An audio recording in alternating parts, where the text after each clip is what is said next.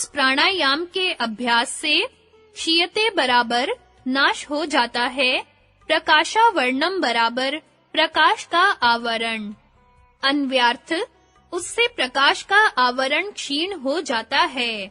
व्याख्या: विवेक ज्ञान रूपी प्रकाश तथा तम तथा रजोगुण के कारण अविद्या आदि कलेशों के मलों से ढका हुआ है। प्राणायाम के अभ्यास से जब यह आवरण क्षीण हो जाता है, तब वह प्रकाश प्रकट होने लगता है।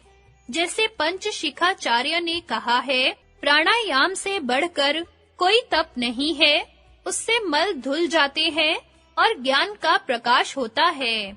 इसी प्रकार मनु भगवान का श्लोक है, जैसे अग्नि से धोंके हुए स्वर्ण आदि धातुओं के मल नष्ट हो जाते हैं, इसी प्रकार प्राणायाम के करने से इंद्रियों के मल नष्ट हो जाते हैं। संगति प्राणायाम का दूसरा फल बतलाते हैं।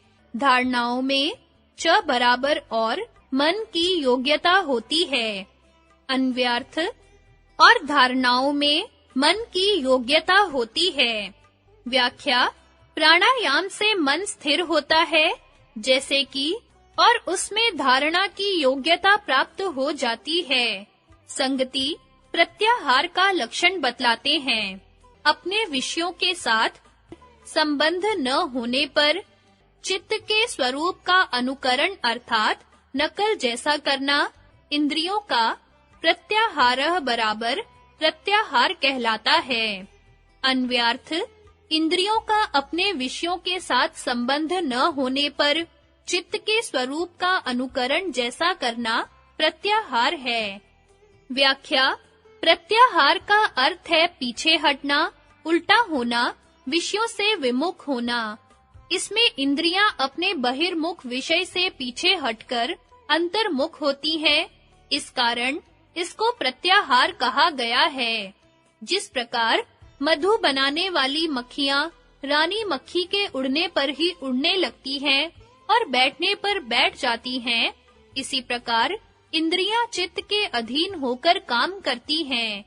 यम नियम प्राणायाम आदि के प्रभाव से चित्त जब बाहर के विषयों से विरक्त होकर समाहित होने लगता है, तब इंद्रियां भी अंतर्मुख होकर उस जैसा अनुकरण करने लगती हैं और चित्त के निरुद्ध होने पर स्वयं भी निरुद्ध हो जाती हैं।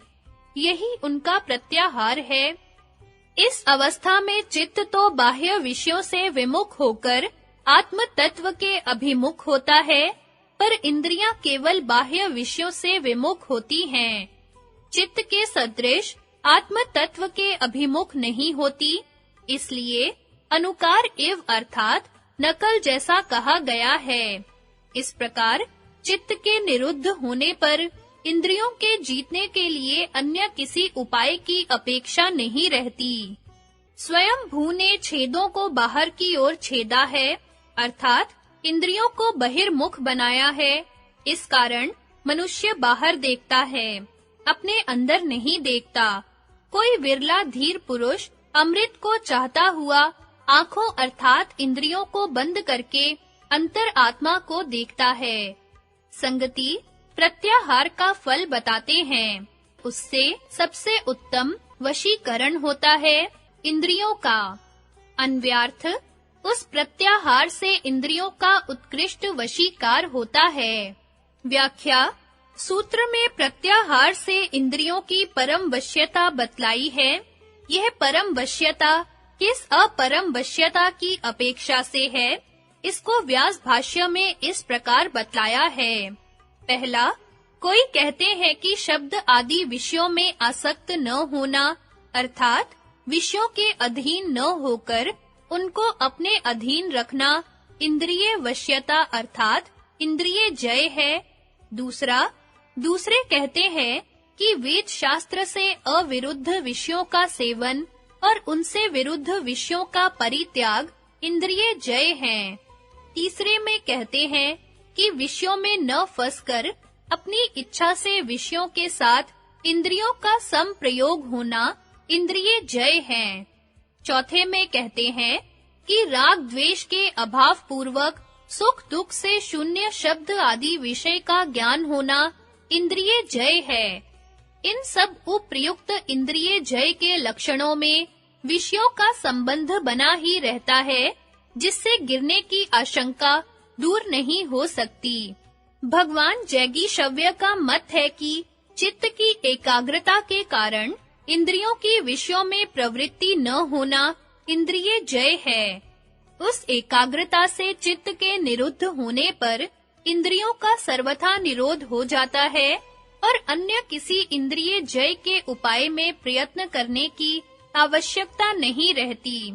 इसलिए यही इंद्रियों की परम वश्यता है, जो सूत्रकार को अभिमत है। साधन पाद का उपसंहार। पूर्वोक्त प्रकार से पूर्व पाद में कहे हुए योग के अंगभूत कलेशों को सूक्ष्म बनाने वाले क्रिया योग को कहकर और कलेशों के नाम, स्वरूप, कारण, फलों को कहकर कर्मों के भी भेद, कारण, स्वरूप और फल को कहकर विपाक के कारण और स्वरूप को कहा।